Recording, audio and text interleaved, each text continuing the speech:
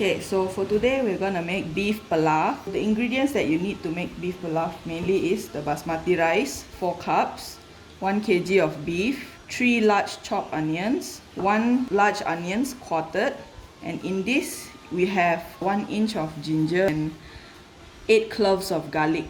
And in this we have 2 tablespoons of coriander seeds whole and 2 whole tablespoons of fennel seeds, cinnamon stick, 10 cloves, 2 teaspoons of cumin, cardamom seeds, we need 10 of them as well, 1 cup of raisins, ginger garlic paste, sliced onions for the topping of the basmati rice later on. First of all, we need to put all of these spices, garlic, cloves, ginger and the onions into this pot, and with this beef as well, accompanied with 4 cups of water. Then we turn the stove on. So on medium heat, this will need to cook for about 1 to 2 hours to get the beef broth. Then later on, the beef broth will be used to cook the pilaf. First, we need to heat up the wok.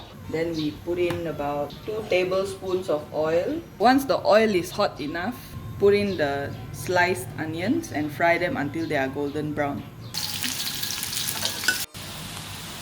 Okay, so these are the fried onions that has already turned golden brown, so you'll use it later on to top your pilaf.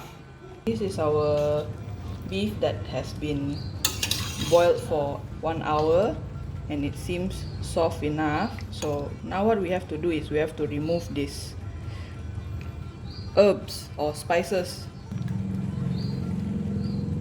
So just lightly squeeze them out so that the broth is all in the pot. Okay. Right now we need to separate the broth from the meat, so we have to strain them over a strainer.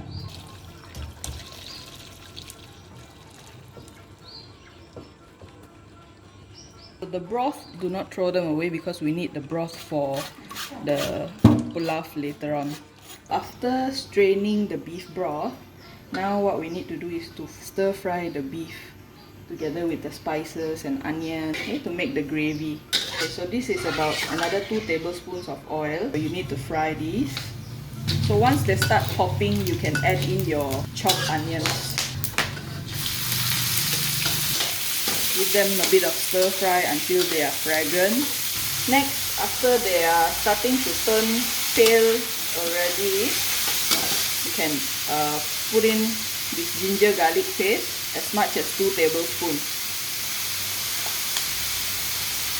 So up to this stage, you have to just stir fry them until the ginger garlic paste doesn't smell raw anymore. This is almost done. The raw smell has already gone off. So normally what I'll do is I'll put the beef in straight, but this time round I'll make it a little bit special, which is by adding chopped red chilies and quartered green chilies to give that spicy taste and that tangy taste. So this you can adjust according to your tolerance towards spiciness. So what I'll do is I'll just chuck them in and stir fry for a bit.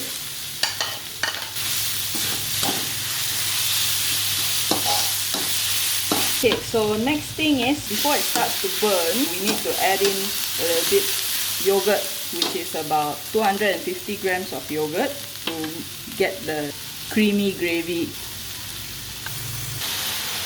So that would be about 8 tablespoons of yogurt, which is equivalent to about 250 grams to get the creamy taste for the gravy. Give it a stir. Now that it's already coming together, you can add in the beef to stir fry for a while. So this is the beef earlier that has been strained, so you can just pour them in here. Then I'll give them a good stir. So right after this is you need to put some salt to season them. There will be about 3 teaspoons of salt.